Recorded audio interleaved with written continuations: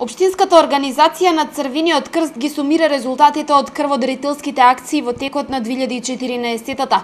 Статистиката вели дека општина Велес заедно со Чашка и Градско повторно ќе биде една од 5 најуспешни во државата, кога станува збор за собрани крвни единици. Минатата година на подрачјето на трите општини се собрани вкупно 4219 крвни единици, што представува неколкукратно надминување на годишниот план за работа на општинската организација. И на првата крводарителска акција годинава забележливо беше што голем број од дарителите се млади луѓе. Значено е тоа дека нови крводарители сигурно ќе имаме некаде, ќе бидат евидентирани околу 600, што е исто така знак дека се зголемува бројот на нови крводарители, а некаде околу 40 до 45% ќе бидат од крвните единици ќе бидат од дарители до 30 години, што исто така надпросечно дарувањата се надпросечно кога станува збор за млади луѓе.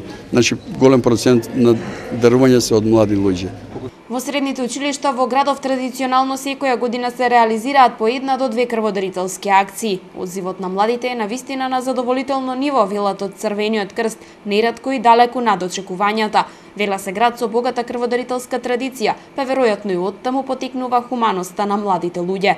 Според нашите проценки најмногу мислам дека се должи на една богата крводарителска традиција во Велес, Чашка и Градско.